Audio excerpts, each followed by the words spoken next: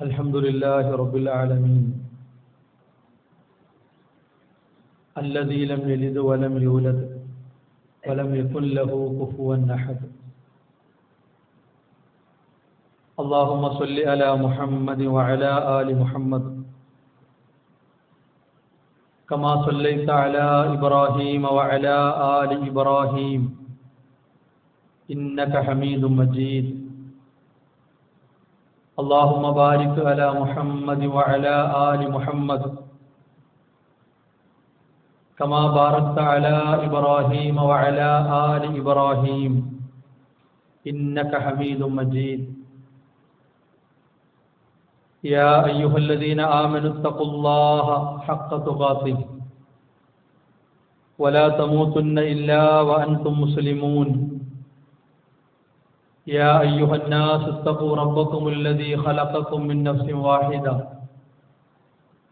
وخلق منها زوجها وبث منهما رجالا كثيرا ونساء واتقوا الله الذي تساءلون به والأرحام إن الله كان عليكم رقيبا. يا أيها الذين آمنوا اتقوا الله وقولوا قولا سديدا يصلح لكم أعمالكم ويغفر لكم ذنوبكم ومن يطع الله ورسوله فقد فاز فوزا عظيما.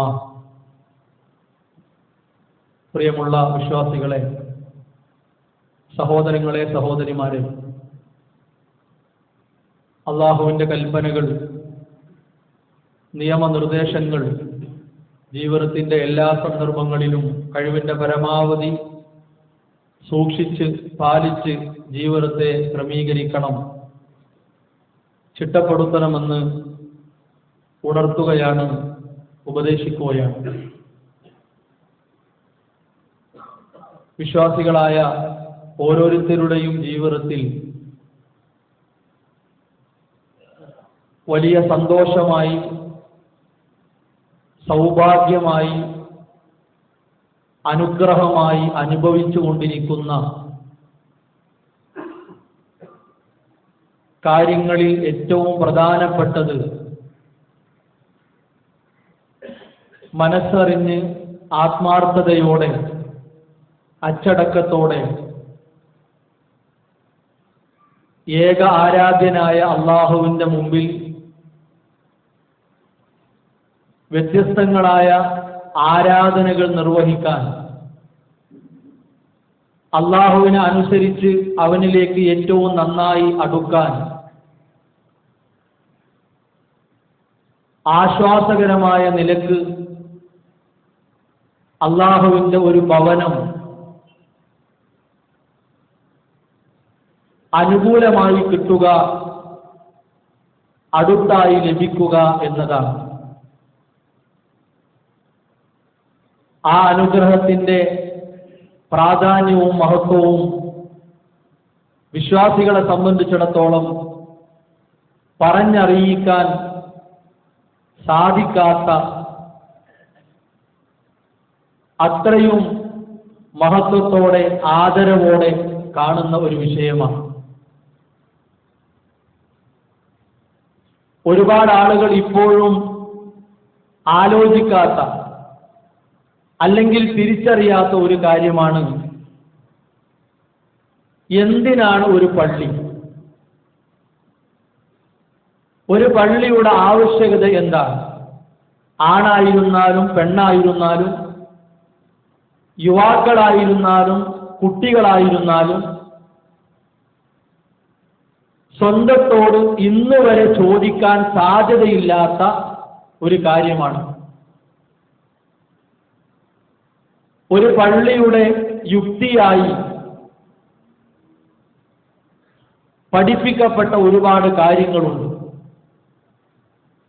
അതിലേറ്റവും പ്രധാനപ്പെട്ട വിഷയങ്ങളാണ്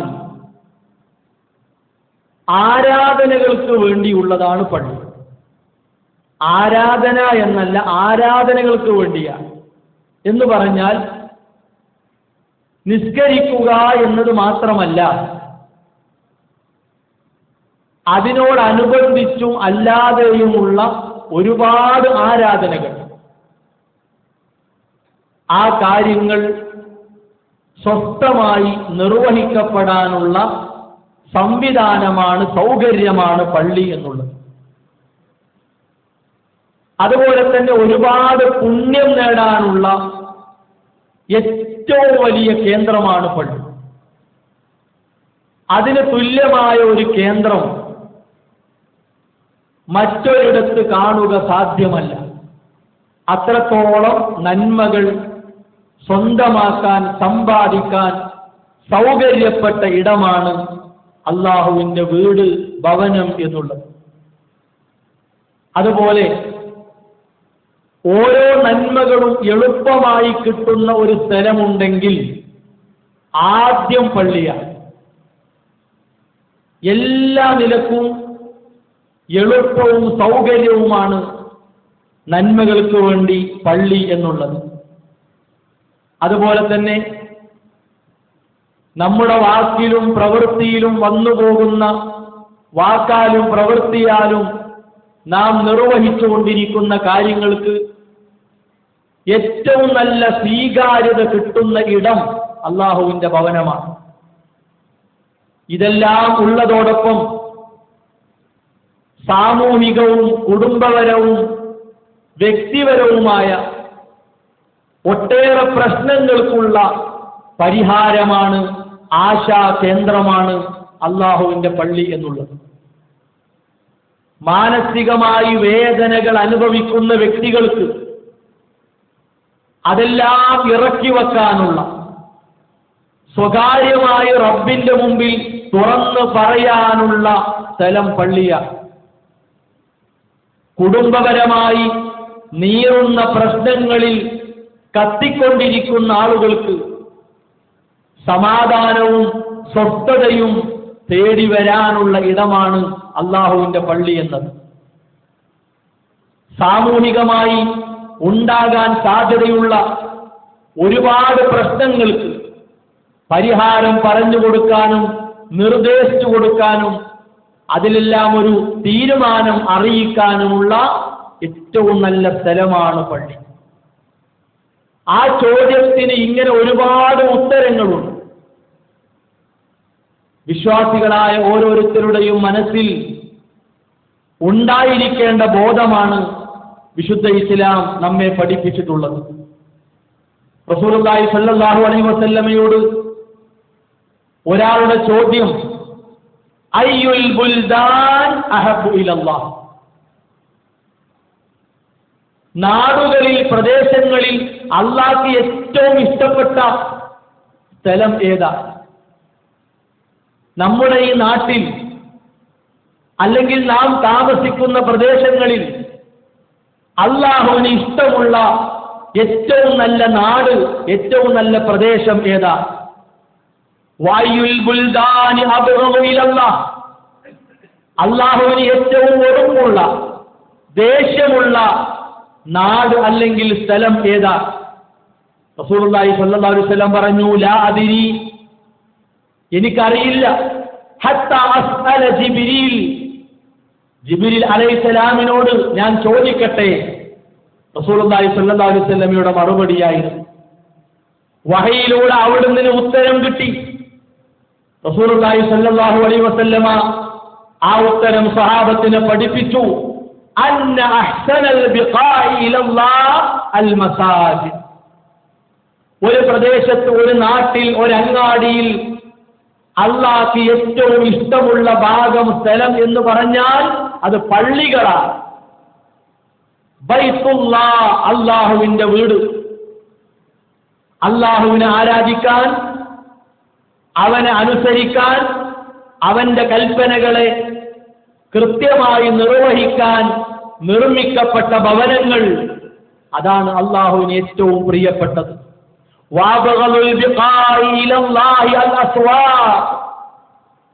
ഒരു നാട്ടിൽ അള്ളാഹ്ക്ക് ഏറ്റവും ദേഷ്യമുള്ള, വെറുപ്പുള്ള സ്ഥലം എന്ന് പറഞ്ഞാൽ അങ്ങാടികളാണ്. അങ്ങാടികളുടെ സംസ്കാരം നമുക്കറിയാം. അതൊരിക്കലും പള്ളിയുടെ സംസ്കാരമല്ല. പള്ളിയുടെ സംസ്കാരം പരിപൂർണമായി അങ്ങാടിയിൽ കിട്ടുക എന്നതും സാധ്യമല്ല.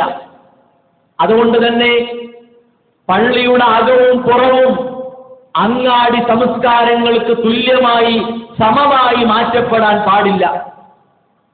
അവിടെ നന്മയാണ് മണക്കേണ്ടത്, അവിടെ നന്മയാണ് ഉണ്ടാകേണ്ടത്. അവിടെ വരുന്നവർക്ക് മനസ്സമാധാനവും സ്വസ്ഥതയും സന്തോഷവുമാണ് കിട്ടേണ്ടത്. റസൂലുള്ളാഹി സ്വല്ലല്ലാഹു അലൈഹി വസല്ലമ അവിടുത്തെ ഹദീസിലൂടെ നമ്മെ ഉണർത്തുകയാണ്. കൂടുതൽ വിശദീകരിക്കാതെ തന്നെ ഈ കാര്യത്തെ ഉൾക്കൊള്ളാൻ നമുക്ക് സാധിക്കും. അതോടൊപ്പം അള്ളാഹുവിന്റെ ഭവനത്തിന്റെ പരിപാലനം എന്തുമാത്രം സൗന്ദര്യമുള്ളതാണ്. അതാരാണ് പരിപാലിക്കേണ്ടത്? അതിന് ഉത്തരവാദിത്വം ഏൽപ്പിക്കപ്പെടേണ്ടത് ആരെയാണ്? വിശുദ്ധ ഇസ്ലാം നിർദ്ദേശിച്ചു. നമ്മുടെ മനസ്സിൽ തോന്നിയവരെ അല്ലെങ്കിൽ നമുക്ക് വേണ്ടപ്പെട്ടവരെ മാടി വിളിച്ചുകൊണ്ട് ഏൽപ്പിക്കപ്പെടേണ്ട ഒരു കാര്യമല്ല. ഏതെങ്കിലും കമ്മിറ്റികളെ, ഏതെങ്കിലും ഭാരവാഹികളെ ഏൽപ്പിച്ച് അതവർ നോക്കും എന്ന നിലപാട് എടുക്കേണ്ട വിഷയമല്ല. രണ്ട് രൂപത്തിലുള്ള പരിപാലനം അള്ളാഹുവിന്റെ ഭവനങ്ങളുമായി ബന്ധപ്പെട്ടുണ്ട്. വിശുദ്ധ ഖുർആൻ അതിനെ സംബന്ധിച്ച് പറഞ്ഞു, ഫീ ബുയൂത്തിൻ അദിനല്ലാഹ്, അഥവാ അല്ലാഹു സുബ്ഹാനഹു വ തആല നൽകിയ വിശ്വാസമെന്ന പ്രകാശം, ഹിദായത്ത് എന്ന വെളിച്ചം, അത് ഏറ്റവും കൂടുതലായി ലഭിക്കുന്ന സ്ഥലങ്ങൾ പള്ളികളാണ്. അള്ളാഹുവിന്റെ അനുമതിയോടെ ഫീ ബുയൂത്തിൻ, അവന്റെ ഭവനങ്ങളിലാണ് സന്മാർഗത്തെക്കുറിച്ച്, നന്മകളെക്കുറിച്ചുള്ള വിളംബരങ്ങൾ, നിർദ്ദേശങ്ങൾ ഉണ്ടാവുക. എന്തിനു വേണ്ടിയാണ് ആ ഭവനങ്ങൾ?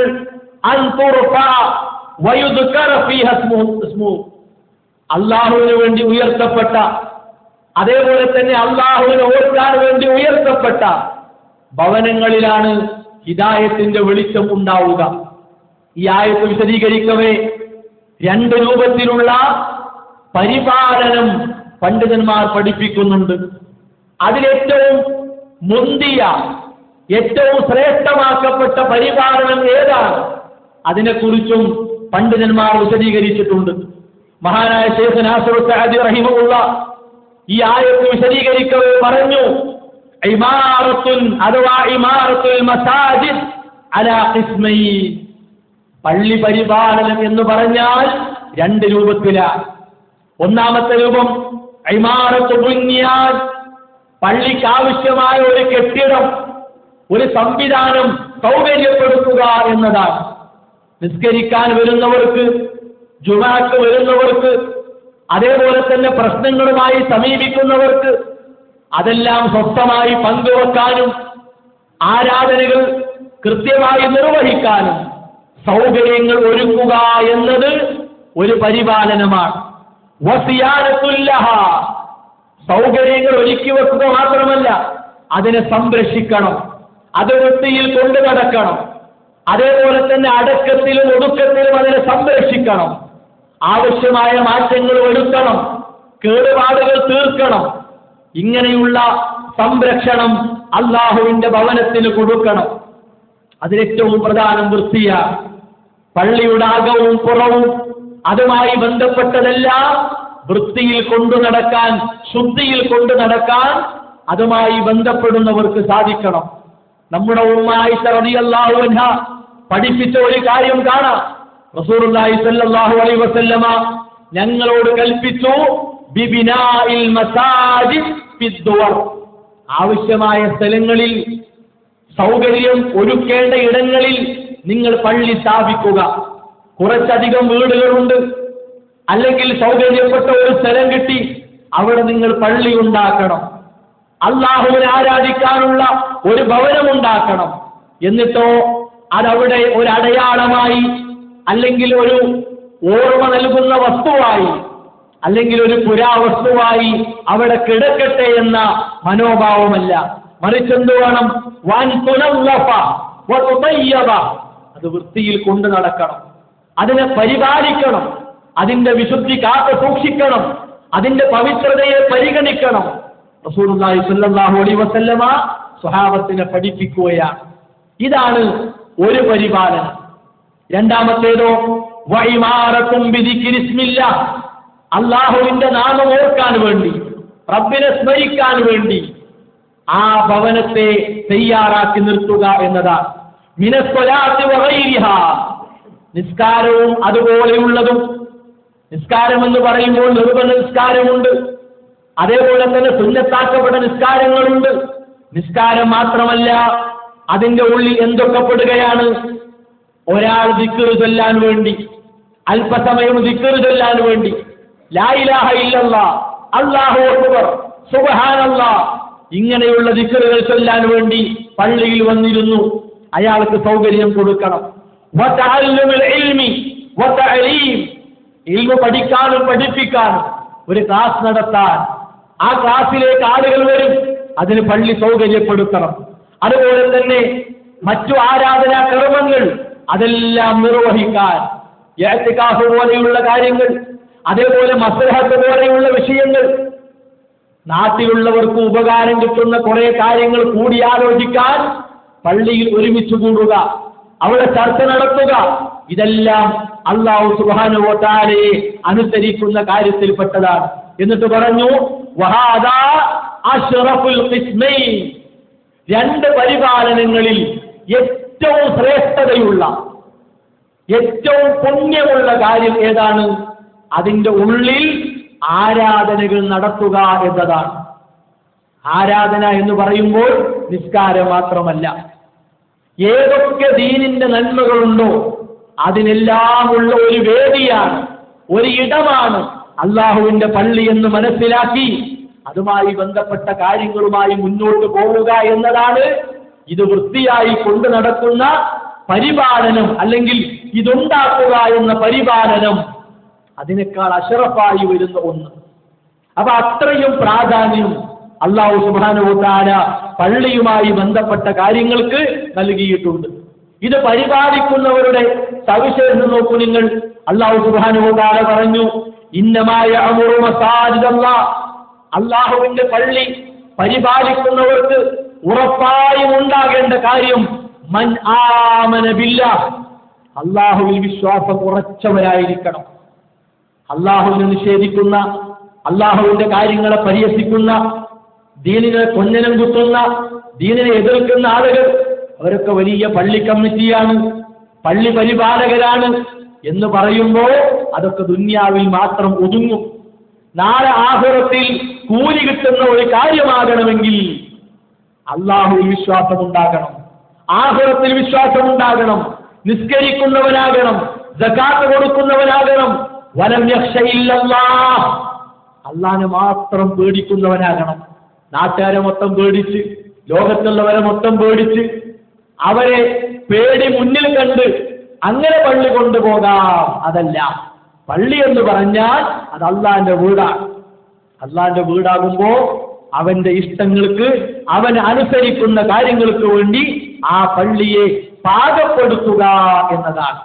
നാട്ടുകാരുടെ ഇഷ്ടം, കൂടെയുള്ളവരെ ഇഷ്ടം, ലോകത്തുള്ള എല്ലാവരുടെയും ഇഷ്ടം, അതേപോലെ ഒരു നാട്ടിൽ പല സ്വഭാവത്തിലും പല ചിന്താഗതിയിലും പോകുന്നവരുണ്ടാകും. അവരെയെല്ലാം ഇണക്കി, അവരെയെല്ലാം കൂട്ടിച്ചേർത്ത് അങ്ങനെ എല്ലാം കൂടിയ ഒന്നല്ല, കൃത്യമായ നിലപാടും നയങ്ങളും ഉള്ള ഒരു പരിപാലനമാണ് അള്ളാഹുവിന്റെ ഭവനത്തിന്റെ കാര്യത്തിൽ ഉണ്ടാകേണ്ടത്. മാത്രവുമല്ല, അള്ളാഹുവിന്റെ ഭവനത്തിൽ പാലിക്കേണ്ട സംസാര മര്യാദ അതുപോലും വിശുദ്ധ ഇസ്ലാം പഠിപ്പിച്ചു എന്ന റസൂലുള്ളാഹി സ്വല്ലല്ലാഹു അലൈഹി വസല്ലം പറഞ്ഞു യഅതി അലന്നാസി സമാൻ, ആളുകൾക്കൊരു കാലഘട്ടം വരാനുണ്ട്, യതഹല്ലഖൂന ഫീ മസാജിദിഹിം, അവരെ പള്ളികളിൽ ആളുകൾ വട്ടം കൂടിയിരിക്കും, ചെറിയ ചെറിയ ടീമുകളായി, അതേപോലെ തന്നെ ഗ്രൂപ്പുകളായി ആളുകൾ ഇരിക്കും. വലൈസ ഹിമ്മത്തുഹും ഇല്ല ദുനിയ, ആ ഇരിക്കുന്നവർക്ക് ഭൗതികം മാത്രമാണ് ലക്ഷ്യം, ദുന്യാവാണ് അവരെ മോഹം. എന്നിട്ടോ അവർ വട്ടം കൂടി ദുന്യാവിന്റെ കാര്യങ്ങൾ പറയുന്നു, തമാശകൾ പറഞ്ഞ് ചിരിക്കുന്നു, അതേപോലെ പരദൂഷണം പറഞ്ഞ്, ഏഷണി പറഞ്ഞ്, അതേപോലെ തന്നെ ഊഹാമോഹങ്ങൾ പറഞ്ഞ്, ആരോപണങ്ങൾ പങ്കുവച്ച് ദുന്യാവിലെ കാര്യങ്ങൾ ചർച്ചയാക്കി ഓരോ ടീമുകൾ പള്ളിയുടെ ഉള്ളിൽ ഉണ്ടാകും. ലൈസ ലില്ലാഹി ഫീഹിം ഹാജ, അല്ലാഹുക്ക് ഒരാവശ്യമില്ല, അവരാ ചെയ്തുകൊണ്ടിരിക്കുന്ന പണി റബ്ബ് സ്വീകരിക്കുകയില്ല. അതുകൊണ്ട് ഫലാ തുജാലിസൂഹും, അത്തരം ആളുകളുടെ സമീപത്തിരിക്കരുത്, അവർക്ക് പിന്തുണ കൊടുക്കുന്ന ഇരുത്തമാകരുത്, ഒരിക്കലും അവരെ പിന്തുണക്കരുത്, അവരുമായി സഹകരിക്കരുത്. ഓരോ പള്ളികൾ അവസാന കാലഘട്ടങ്ങളിൽ മാറ്റപ്പെടുന്ന അവസ്ഥയെക്കുറിച്ച് റസൂലുള്ളാഹി സ്വല്ലല്ലാഹു അലൈഹി വസല്ലം പഠിപ്പിക്കുക. മഹാനായ ശൈഖുൽ ഇസ്ലാം ഇബ്നു തൈമിയ്യ റഹിമഹുല്ലാഹ് പറഞ്ഞു, വഅമ്മൽ കലാമുല്ലദീ യുഹിബ്ബുഹു അല്ലാഹു വറസൂൽ ഫിൽ മസ്ജിദ്, പള്ളിയിൽ അല്ലാഹുവിന്റെ ദൂതനും ഇഷ്ടപ്പെടുന്ന സംസാരങ്ങൾ, ചർച്ചകൾ, ക്ലാസുകൾ, ഉപദേശങ്ങൾ, അതാണ് നല്ലത്, അത് ഹസന. വഅമ്മൽ മുഹറം, നിഷിദ്ധമാക്കപ്പെട്ട സംസാരം, ഫഹുവ ഫിൽ മസ്ജിദി അശദ്ദു തഹരീമാ, അല്ലാഹുവിന്റെ പള്ളിയിൽ ഏറ്റവും കടുത്ത ഹറാമാണ്. അല്ലാഹുവിന്റെ പള്ളി അതിനുള്ളതല്ല എന്നറിഞ്ഞിട്ടും ആ പള്ളിയിൽ വേണ്ടാത്ത വർത്തമാനങ്ങൾ ഉണ്ടാവുക എന്നത് കടുത്ത നിഷേധമാണ്. വകദാലികൽ മക്റൂഹ് യകൂനു ഫിൽ മസ്ജിദി അശദ്ദു കറാഹിയ, അതേപോലെ വെറുക്കപ്പെട്ട കാര്യങ്ങൾ, രണ്ട് സുഹൃത്തുക്കൾക്കിടയിലുണ്ടായ പ്രശ്നം, രണ്ട് വീട്ടുകാർക്കിടയിലുണ്ടായ പ്രശ്നം, അതുപോലെ ഇങ്ങനെ കൂടിയിരുന്ന് വർത്തമാനം പറഞ്ഞ് അതങ്ങനെ പെരുപ്പിച്ച് വലുതാക്കി അവസാനം അവരറിയും പള്ളിയിലും നമ്മളെ പറ്റി വേണ്ടാത്ത വർത്തമാനമാണ്. അപ്പൊ അവർക്ക് പള്ളിയോട് വെറുപ്പ്. ആ ആളുകൾക്ക് പള്ളി എന്ന് കേട്ടാൽ അതെന്തിനാണ് നമുക്കറിയാം, വേണ്ടാത്തരം പറയാനുള്ള സ്ഥലല്ലേ. അല്ലാഹുവിന്റെ ഭവനത്തെ പറ്റി ഒരു കറാഹിയത്തായ വർത്തമാനം ഉണ്ടാകാൻ ആര് കാരണമായി? നമ്മളും നമ്മുടെ സംസാരവും കാരണമായി. പിന്നെയോ വയുക്റഉ ഫീഹി ഫുസൂറുൽ മുബാഹ്, അനുവദിക്കപ്പെട്ട വർത്തമാനങ്ങളാണെങ്കിൽ പോലും അതന്നെ അധികമാകുന്നത് വെറുക്കപ്പെട്ടതാണ്. അനുവദിക്കപ്പെട്ട രണ്ടാളുകൾ ഇങ്ങനെ വിശേഷങ്ങളൊക്കെ ചോദിച്ചറിഞ്ഞു, അതെങ്ങനെ നീണ്ടു പോകുക എന്നുള്ളതന്നെ വെറുക്കപ്പെട്ടതാണ്. അപ്പൊ അത്തരം കാര്യങ്ങൾക്ക്, ദുന്യാവിന്റെ വിഷയങ്ങൾക്കുള്ള ഇടമല്ല അല്ലാഹുവിന്റെ പള്ളി എന്നത്. പ്രത്യേകിച്ച് വെള്ളിയാഴ്ച ദിവസം, വെള്ളിയാഴ്ച പള്ളിയിലെത്തിയാൽ എന്തിനാ പള്ളിയിൽ വരുന്നത്? ഖുതുബ ശ്രദ്ധിക്കാനാണ്. അപ്പൊ ചില ആളുകൾ പരിചയം പുതുക്കുക. ഇവിടെ ഖുതുബ നടത്തുമ്പോ കൈകൊണ്ടിങ്ങനെ ആംഗ്യം കാണിക്കുക, കണ്ണുകൊണ്ടിങ്ങനെ ആംഗ്യം കാണിക്കുക, അതേപോലെ ചിരിച്ച് സൗഹൃദം പങ്കിടുക. അതിനുള്ള സ്ഥലമല്ല പള്ളി, റസൂലുള്ളാഹി സ്വല്ലല്ലാഹു അലൈഹി വസല്ലം പഠിപ്പിക്കുക. അപ്പൊ എന്തുമാത്രം നമ്മുടെ ജീവിതത്തിൽ പാലിക്കപ്പെടേണ്ട മര്യാദയാണ്. അവിടുന്ന് പറഞ്ഞു, ഇദാ ഖുൽത ലി സ്വാഹിബിക, നിന്റെ കൂട്ടുകാരനോട് നീ പറയുകയാണ്, യൗമൽ ജുമുഅ, ജുമുഅയുടെ അന്ന്, അൻസിത്, മിണ്ടാതിരിക്കുക. ഒരാളിങ്ങനെ വർത്താനം പറഞ്ഞപ്പോ വേറൊരാൾ മിണ്ടാതിരിക്കുക എന്ന് പറഞ്ഞാൽ, വൽ ഇമാമു യഖ്തുബ്, ഇമാമു ഖുതുബ നിർവഹിക്കവേ അങ്ങനെ പറഞ്ഞാൽ, ഫഖദ് ലഗൗത, നീ അവിടെ തെറ്റ് ചെയ്തു, നിനക്കവിടെ പ്രശ്നം വന്നിരിക്കുന്നു. അപ്പൊ എന്തിനാണ് ഇത്ര സൂക്ഷ്മത ഇസ്ലാം പഠിപ്പിച്ചത്? നമ്മുടെ ശ്രദ്ധ തെറ്റാതിരിക്കാനാണ്, നമ്മുടെ മനസ്സ് പിശാച് കവർന്നെടുക്കാതിരിക്കാൻ വേണ്ടി. ആരോ എന്തോ പറഞ്ഞോട്ടെ, നമ്മൾ തിരുത്താൻ നിൽക്കണ്ട. ജുമുഅ കഴിഞ്ഞിട്ട് അവനോട് അതിന്റെ ഗൗരവം പറയണം. പള്ളിയുടെ ഉള്ളിലെത്തി ഇമാമ് ഖുതുബ നിർവഹിക്കുമ്പോ ആര് കയറി വന്നാൽ ആരാകട്ടെ അവനോട് മിണ്ടണ്ട എന്ന് പറയാനോ സൗഹൃദം പുതുക്കാനോ ഉള്ള സമയമല്ല. അത് വിലക്കപ്പെട്ട കാര്യമാണ്. ഒരിക്കലും ആ ഒരു രീതി നമ്മുടെ ജീവിതത്തിൽ ഉണ്ടാകരുത്. പള്ളിയിൽ വന്നാൽ ഇരിക്കേണ്ട രീതി പോലും അല്ലാഹു സുബ്ഹാനഹു വ തആല റസൂലുള്ളാഹി സ്വല്ലല്ലാഹു അലൈഹി വസല്ലമയിലൂടെ പഠിപ്പിച്ചു. എങ്ങനെ ഇരിക്കണം, പല രീതിയിലുള്ള കാര്യങ്ങളുണ്ട്. അതിൽ ജുമുഅയുടെ ദിവസം നമ്മൾ ശ്രദ്ധിക്കേണ്ടത്, അല്ലാഹുവിന്റെ പള്ളിയിൽ വെള്ളിയാഴ്ച വരുന്നത് നമ്മുടെ ജീവിതത്തിലേക്ക് വേണ്ട ഉപദേശങ്ങൾ കേൾക്കാനാണ്. ഖുർആൻ കേട്ട്, ഹദീസുകൾ കേട്ട് നമ്മുടെ സ്വഭാവം, വിശ്വാസം അതെല്ലാം ഒന്ന് പുതുക്കാനും നന്നാക്കാനും ഒക്കെയാണ്. അവിടെ നമ്മൾ വന്നിരുന്ന് അലസന്മാരാവുക എന്നത്, അലസതയുണ്ടാക്കുന്ന ഇരുത്തം നിർവഹിക്കുക എന്നത് എന്തുമാത്രം പ്രശ്നമാണ്. അപ്പൊ റസൂലുള്ളാഹി സ്വല്ലല്ലാഹു അലൈഹി വസല്ലമ അവിടെ ഒക്കെ നിർദ്ദേശം തന്നു. എത്രത്തോളം? അവിടുന്ന് മിമ്പറിൽ കയറി, ഇദാ ഖാമ അലൽ മിമ്പർ, മിമ്പറിൽ കയറി റസൂലുള്ളാഹി സ്വല്ലല്ലാഹു അലൈഹി വസല്ലം ഖുതുബ നിർവഹിക്കുമ്പോൾ ഇസ്തഖ്ബലഹു അസ്ഹാബുഹു ബിവുജൂഹിഹിം, സ്വഹാബത്ത് എങ്ങനെ നബിന്റെ നേരെ നോക്കിയിരിക്കുകയാണ്. അപ്പൊ നമ്മൾ നേരെ നോക്കിയിരിക്കണമെങ്കിൽ എന്ത് വേണം? ഉടലൊക്കെ നിവർത്തി തലയൊക്കെ പൊക്കി നല്ല ഉന്മേഷത്തോടെ ഇരിക്കണം. അപ്പോഴേ നമ്മോട് സംസാരിക്കുന്ന ആളെ നേരെ നോക്കാൻ കഴിയൂ. സുഖമൊന്നുമില്ല, പ്രയാസമാണ്, അതിനനുസരിച്ചിരിക്കുക. ഓരോരുത്തരുടെ ആരോഗ്യത്തിനനുസരിച്ച്. നല്ല ആരോഗ്യമുണ്ട്, ഒക്കെ ഉണ്ട്, എന്നാലും നമ്മളിങ്ങനെ ചുമരിലൊക്കെ ചാരി സുജാരികളായി ഇരിക്കുകയാണെങ്കിൽ നമ്മളെങ്ങനെ ഖത്തീബിനെ നോക്കുക? നമ്മുടെ മനസ്സിലേക്ക് എന്ത് ഉപദേശം കയറുക? നമ്മൾ വേറെ ലോകത്താണ്. അപ്പോ ഇവിടെ ചാരിയിരുന്ന് സുഖിക്കാനല്ല പള്ളി, അതിനല്ല പള്ളി. മറിച്ച് എന്താണ്? നമ്മുടെ മനസ്സിനെ വിശുദ്ധമാക്കാനും വിമലീകരിക്കാനുമാണ്. അതുകൊണ്ട് സ്വപ്പായി ഇസ്ലാമിന്റെ നിർദ്ദേശം നോക്കൂ നിങ്ങൾ. ആ സ്വപ്പ് ചേർക്കുന്നിടത്ത് വരെ, അത് ക്രമീകരിക്കുന്നിടത്ത് വരെ ഇസ്ലാമിന്റെ ഇടപെടലുണ്ട്. നേരത്തെ വന്നവർ ഓരോ സ്വപ്പിലേക്ക് കയറിയിരുന്ന് ആ വൃത്തിയിൽ ഭംഗിയിൽ ഇരിക്കുക എന്നത് ഇസ്ലാം പഠിപ്പിച്ച മര്യാദയാണ്. റസൂലുള്ളാഹി സ്വല്ലല്ലാഹു അലൈഹി വസല്ലം പറഞ്ഞു, ഇദാ നഅസ അഹദുക്കും, ഒരാൾക്ക് മെല്ലെ ഉറക്കം തൂങ്ങി, അറിയാതെ കോട്ടുവായത്തിട്ട് കണ്ണൊക്കെ അടഞ്ഞു പോകാൻ സാധ്യതയുണ്ട് എന്നാണ് പള്ളിയിൽ വന്നപ്പോ അങ്ങനെ ഒരവസ്ഥയാണ്. റസൂലുള്ളാഹി സ്വല്ലല്ലാഹു അലൈഹി വസല്ലം പറഞ്ഞു, ഫലിയതഹവൽ മിൻ മജ്ലിസിഹി ദാലിക ഇലാ ഗൈരി, ആ ഉറക്കം വരുന്ന സ്ഥലം ഉണ്ടല്ലോ, ആ സ്ഥലം ഒന്ന് മാറ്റുക, അവിടുന്ന് എണീറ്റിട്ട് വേറൊരു ഭാഗത്തേക്ക് ഇരിക്കുക. അപ്പോ ശരീരം ഒന്ന് ഇളകുക, നമ്മൾ ആ ഉറച്ച സ്ഥലം ഒന്ന് മാറുക. അപ്പൊ സ്വാഭാവികമായിട്ടും ഉറക്കൊന്ന് പോകും, ഒന്നുകൂടി ഉണർവുണ്ടാകും. ഇരിക്കേണ്ട മര്യാദകൾ, പ്രത്യേകിച്ച് വെള്ളിയാഴ്ചയിലൊക്കെ ഇരിക്കേണ്ട മര്യാദകൾ പോലും വിശുദ്ധ ഇസ്ലാം പഠിപ്പിച്ചിട്ടുണ്ട്. ഇങ്ങനെ എല്ലാ നിലക്കും പള്ളി എന്ന് പറഞ്ഞാൽ ശാരീരികമായും മാനസികമായും സാമ്പത്തികമായും സാമൂഹികമായും കുടുംബപരമായും എല്ലാ നിലക്കും ഒരു വിശ്വാസിയുടെ ജീവിതവുമായി എപ്പോഴും ബന്ധപ്പെട്ട് നിൽക്കേണ്ട വല്ലാത്ത ഒരു സ്ഥലമാണ്, ഒരു ഇടമാണ്. റസൂലുള്ളാഹി സ്വല്ലല്ലാഹു അലൈഹി വസല്ലമ ആ രൂപത്തിൽ അതിനെ പഠിപ്പിച്ചു. അതുകൊണ്ട് തന്നെ പള്ളിയുമായി നമ്മുടെ ശരീരത്തെ ബന്ധിപ്പിക്കുക എന്നതിനേക്കാൾ കൂടുതൽ മനസ്സിനെ ബന്ധിപ്പിക്കുക. മനസ്സതുമായി ബന്ധപ്പെട്ട് കഴിഞ്ഞാൽ ശരീരം അതിന് വഴങ്ങും എന്ന് ഉറപ്പാണ്. ആ രൂപത്തിൽ അള്ളാഹുവിന്റെ ഭവനങ്ങളോട് സമീപിക്കാൻ വിശ്വാസികൾക്ക് സാധിച്ചാൽ സഹോദരങ്ങളെ, പരലോകത്തെ ആർശിന്റെ തണലിൽ നമുക്ക് നിൽക്കാൻ കഴിയും എന്നത് വിശുദ്ധ ഇസ്ലാമിന്റെ ഉപദേശമാണ്. അത് ഉൾക്കൊണ്ട് നമ്മുടെ ജീവിതത്തെ ക്രമീകരിക്കുക. അല്ലാഹു സുബ്ഹാനഹു വ തആല അതിനുള്ള സൗഭാഗ്യം നമുക്ക് പ്രദാനം ചെയ്യുമാറാകട്ടെ.